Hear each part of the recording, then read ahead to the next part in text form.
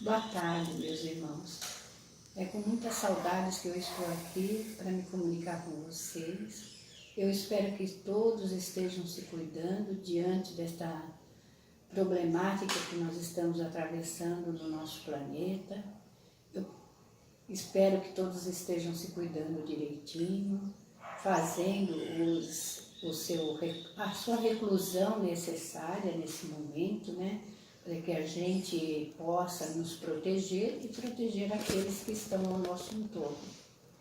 E diante de tudo isso, nós vamos elevar o nosso pensamento a Deus, nosso Pai, que sois todo poder e bondade, para que Ele possa abençoar a humanidade inteira, nos dar, sim, a serenidade, a fé, a esperança e o bom ânimo, para que a gente possa chegar ao fim dessa problemática toda que nós estamos atravessando com melhores sentimentos, com melhores emoções, olharmos o nosso irmão, nos compadecer daquilo que ele está atravessando, para que todos nós possamos ter apreendido alguma coisa, porque esse é o sentido dessa pandemia que nós estamos atravessando, para que nós saiamos melhores, para que nós tenhamos sim o olhar para aquele que convive conosco, que não pensa como nós, que tem pontos de vista diferentes do nosso, para que ele também tenha compreensão e possa também sair desta situação melhor. E que o Senhor, os bons espíritos da nossa casa, Dr. Herman, Aura Celeste, Sheila, Bezerra e Oswaldo Cruz, que são os nossos diretores espirituais, possam estar nos dando uma sustentação para que nós continuemos com esperança, com fé e com bom ânimo diante de tudo isso. E que assim nós possamos, nesse momento, pegar o Evangelho, que é o roteiro de nossos espíritos imortais, e tê-lo como um consolador, como aquele que vai nos dar a condição de atravessarmos por tudo isso com coragem, com determinação e com alegria.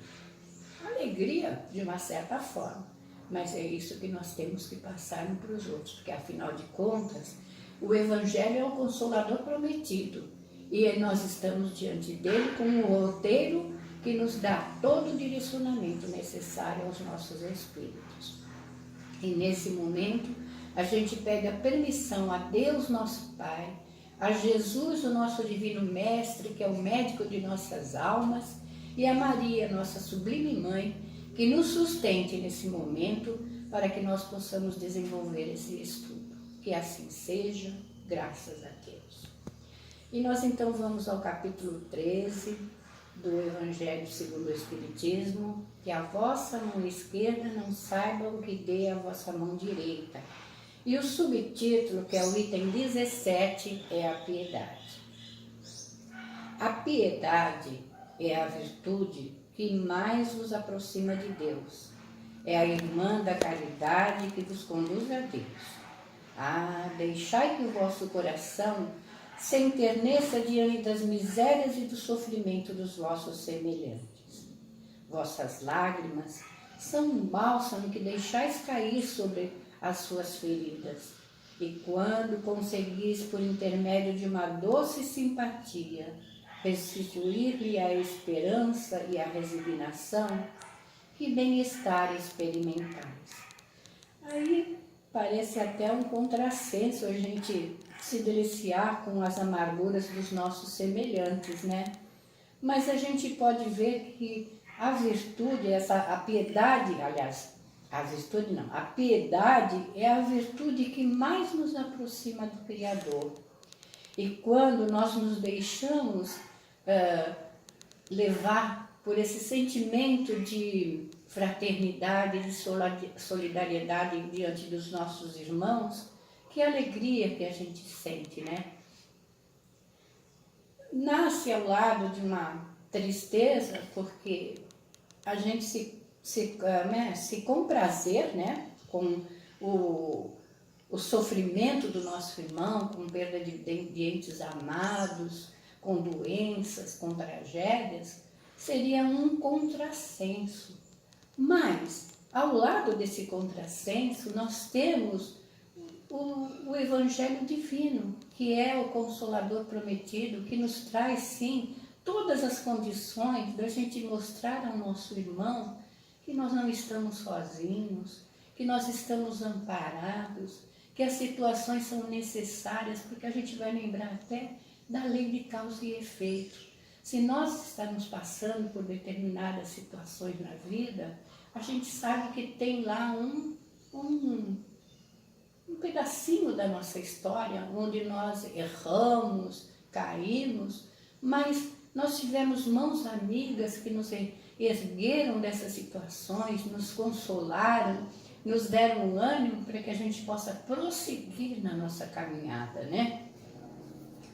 Aí a gente vai continuar. É verdade que esse bem-estar tem uma certa amargura, porque nasceu ao lado do infortúnio. Mas se ele não tem a ilusão dos gozos mundanos, também não possui as dolorosas decepções do vazio que esses deixam atrás de si.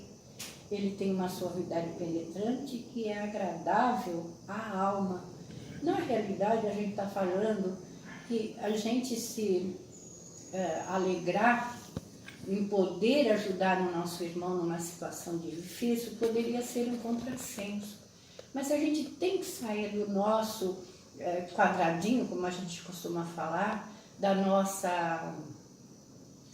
do nosso conforto, e ir sim em busca daquele que sofre, daquele que chora, e mostrar que nós temos, acima de tudo, um Pai que é de uma bondade, de uma misericórdia infinita e que nos estende a mão a todo instante. E ai de nós se não fosse a paciência dele conosco, porque ele está o tempo todo nos abençoando, nos sustentando. Nós é que somos cegos diante das situações, nós olhamos só para a nossa dor, então nós nos voltamos, nos fechamos nesse egoísmo e a gente não vê a misericórdia e o amor do Pai nos estendendo a mão o tempo todo, né? Então que a gente possa assim sair desse nosso egoísmo, dessa nossa acomodação e ir ao lado daqueles que sofrem e choram, para trazer a consolação e a esperança. É um exemplo prático de caridade nesse momento. Entendi. Um exemplo prático que a gente quer dar nessa situação, onde a gente acha que a gente não pode fazer nada pelo outro, a gente tem que pensar que agora, nesse momento, a gente pode estar dentro de casa, mas fazendo alguma coisa para o outro que não tem menos que a gente. E nesse momento que nós estamos todos isolados, a gente vai pensar na nossa casa do caminho, que essa semana, com a ajuda e a colaboração de todos, nós vamos poder distribuir kits básicos de higiene, que é sabão, que é álcool, água sanitária, álcool também? Água sanitária, sabonete, para que aqueles que não têm condições possam fazer uso dessa asepsia, né? Desse cuidado de se proteger, porque nós temos que ter o nosso ambiente limpo, sim, mas nós também podemos ajudar aquele que não tem condição a ter essa mesma qualidade de vida, né? Então que a gente possa não, eu acho que todos nós, mesmo que não tenhamos nada para oferecer ao outro, a gente tem sempre um pensamento, um desejo de que ele esteja bem, de que tudo esteja correndo na santa paz de Deus e que todos estejam, sim, conscientes da responsabilidade de nós nos mantermos isolados, né? Aí a gente vai continuando no nosso Evangelho, a piedade, uma piedade bem sentida vem do amor. O amor é devotamento. O devotamento é o esquecimento de si mesmo. E este esquecimento, esta abnegação em favor dos infelizes, é a virtude por excelência, aquela que o Divino Mestre praticou em toda a sua vida e ensinou na sua doutrina tão santa e tão sublime. Aí a gente vai pensar, Jesus, quando esteve aqui, ele nos ensinou a amar a Deus sobre todas as coisas, amar ao nosso próximo como a nós mesmos, em amar aos nossos semelhantes, esquecendo as injúrias, perdoando. A gente faz isso? Eu acho que a gente ainda não aprendeu a lição que Jesus nos deu de ter esse desprendimento total, de não se sentir ofendido. Aí a gente vai lembrar de Gandhi, né? Gandhi, quando foi perguntado a ele se ele se sentia ofendido, se ele tinha algo para perdoar a alguém, ele disse que não, que ele nunca se sentiu injuriado e ele não precisou perdoar. Que maravilha quando a gente chegar, né, nesse momento de ouvir o nosso irmão falar alguma coisa que nos magoou e que nos choque e a gente poder dizer que a gente não tem nada a perdoar.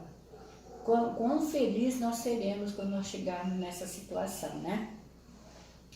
E aí a gente vai lembrar que Jesus teve várias passagens, nossa, infinitas, que ele demonstrou o seu amor, a sua benevolência, a sua caridade para todos aqueles que estavam ao seu lado, né?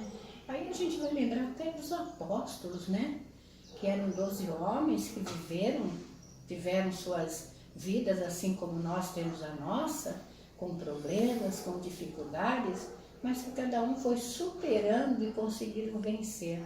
Então que a gente possa ter essa certeza de que nós vamos melhorar a cada dia, que nós vamos conseguir domar esses nossos maus hábitos, esses nossos sentimentos que não são bons, né?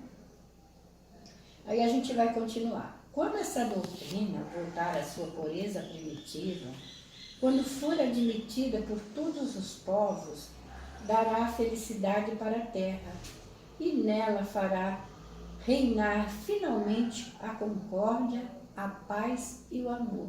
Aí a gente já pensou, né? Seria o paraíso, né? Aquele paraíso que se prometem em tantas religiões, né? Que a gente sabe que depende muito mais de todos nós, esse movimento da gente fazer a terra melhor. Então, nesses momentos que a gente está atravessando essa problemática toda, desse isolamento, a gente sair dela melhor do que quando a gente entrou, para que a gente possa ter construído uma paz em torno de nós e a gente transmitir essa paz àqueles que convivem conosco, né? O sentimento mais próprio que vos faz progredir, para vos fazer progredir, domando o vosso egoísmo e o vosso orgulho, aquele que dispõe vossa alma à humildade, à beneficência e ao amor do vosso próximo é a piedade. Essa piedade que vos comove até o mais íntimo do vosso ser, diante do sofrimento dos vossos irmãos, que vos faz estender-lhes as mãos caridosas e vos arranca lágrimas e simpatia.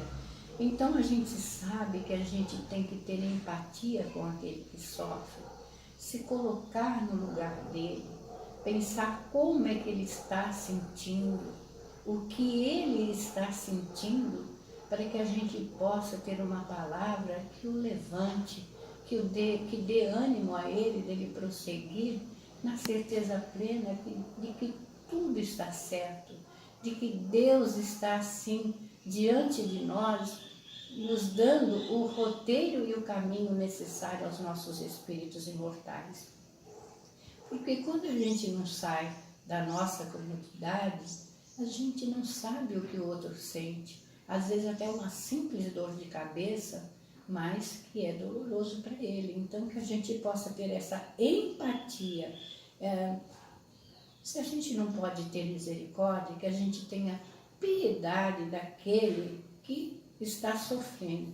Mas eu vou falar uma coisa para vocês. Eu acho que a gente tem que ter mais piedade ainda com aquele que está fazendo a lágrima, a dor e o sofrimento, porque aquele que está passando pela dor, esse está se limpando, está se libertando das suas peias do passado. Mas aquele que está causando a lágrima e a dor, esse está se endividando. Então que nós também tenhamos piedade e compaixão dele, sem crítica e sem julgamentos. Jamais sufoqueis em vossos corações essa emoção celeste. Não façais como esses egoístas endurecidos que se afastam dos aflitos, porque a visão da sua miséria turvaria por um instante a sua feliz existência. Receai ficar indiferentes. Aí eu vou contar uma história para vocês. Há muitos anos nós tivemos aqui ao redor da nossa residência uma grande catástrofe, uma chuva que foi até uma tromba d'água. E nós tínhamos um grande portão que nós ficamos sabendo que eles foram fechados para que não vissem as pessoas que moram em frente à nossa residência. Porque são pessoas humildes, mais trabalhadoras, e todos eles têm o seu proceder. Agora, fechar o portão para que não veja a miséria, eles não sabem nem do que miséria eles estão falando. Miséria, eu acho que é isso que eles fizeram, de fechar esse portão para se isolarem e não verem até que eles poderiam, em vez de colocar esse portão, na minha opinião, ver se eles estão precisando de alguma coisa, procurar ser solidário com essas pessoas humildes, porque são trabalhadores e são espíritos como nós, nas suas lutas, nas suas dificuldades, mas são honestos e são verdadeiros. Então, que a gente possa pensar em tudo isso e não ficar indiferente com o sofrimento do outro, não se trancar no nosso egoísmo, na nossa vaidade, para que a gente não veja essas tristezas, porque elas estão aí no mundo, elas fazem parte do nosso caminhar, né? Aí ele fala, receai ficar indiferentes. Então não vamos ficar indiferentes com o sofrimento e com a dor alheia, mas vamos estender a mão, vamos procurar ver o que é que nós podemos fazer para minimizar a dor. E se a gente não puder materialmente falando, a gente pode, sempre a gente tem alguma coisa na nossa casa que a gente pode oferecer, e até também o nosso ombro, o nosso carinho, para que a pessoa possa desabafar, possa conversar, possa se abrir conosco e aliviar o seu coração, porque esse é o procedimento de todo cristão verdadeiro, daquele que realmente tem o Evangelho na sua mente. É o roteiro que Jesus nos ensinou o tempo todo e continua nos ensinando, porque o Evangelho é atual. Ele não tem nada nele que nos diga que está tudo errado, está tudo certo, está tudo no seu contexto, tá? E aí a tranquilidade adquirida ao preço de uma indiferença culposa, semelhante à tranquilidade do mar morto, que esconde no fundo das suas águas o lodo fédido e a corrupção. Aí a gente tem até no nosso rodapé o que é esse mar morto, né? Era um lago que diz que ele não tinha, em razão da sua salinidade excepcionalmente forte, que as suas águas eram difíceis de mergulhar nele e quase impossível afogar-se. Então a gente vê que na realidade os nossos defeitos, eles são que nem esse mar, eles ficam lá no fundo, mas uma hora que ele é mexido, isso vem tudo à tona. E é onde que a gente tem que trabalhar para que a gente possa se libertar dessas dificuldades, desses pensamentos que não são cristãos e olharmos sim para todos com compaixão, com misericórdia e com piedade. Quanto, no entanto, a piedade está longe de causar a perturbação e o aborrecimento que apavoram o egoísmo. Eu acho que o egoísta, ele vive sempre desassossegado, né? Porque ele esse sentimento não deixa ele caminhar, né? Não deixa ele avançar. Certamente a alma experimenta contato com a desgraça de outra pessoa e, fazendo retorno sobre si mesma, um sobressalto natural e profundo que faz vibrar todo o vosso ser e vos atinge penosamente. Não é a nossa consciência, quando acontece isso, de perceber, será que eu estou fazendo alguma coisa pelo outro? Será que eu estou me movimentando em meio do outro? Será que eu estou transmitindo serenidade para que ele possa atravessar as suas angústias, as suas dificuldades? É o que a gente tem que raciocinar, né? Mas a recompensa é grande quando conseguis dar coragem e esperança a um irmão infeliz, que se enternece ao contato de uma mão fraterna e cujo olhar úmido ao mesmo tempo de emoção e de reconhecimento volta-se docemente para vós, antes de se fixar no céu e agradecer por lhe ter enviado um consolador, um apoio. Aí a gente vai pensar até no Lázaro e o rico, né? Quando ele estava, né, vamos dizer, estrumeira, né? Porque o rico estava lá na sua opulência, estava vivendo a sua vida e não estava se incomodando com Lázaro, que estava à sua porta, a mendigar até um pedaço de pão. E aí a gente vai pensar, quando esses dois espíritos vão para o seio de Abraão, a gente vê qual a situação de cada um. Lázaro passou pelo sofrimento, pelas vicissitudes e venceu. E o rico agora está, né? Eles dizem que é no lugar que é como se fosse um inferno, onde não tem sossego. Mas o que é isso? É a própria consciência de não ter feito, né? Ele não podia ter dado alguma coisa a Lázaro, mas ele nem se movimentou. Então, que a gente possa raciocinar diante de todas essas parábolas, de tudo aquilo que a gente escuta do Evangelho, para que a gente possa fazer esse movimento em prol do outro, né? A piedade é a melancólica, porém celeste precursora da caridade, a primeira das virtudes, da qual ela é a irmã e cujos benefícios prepara e enobrece. Miguel Bordeaux, 1862.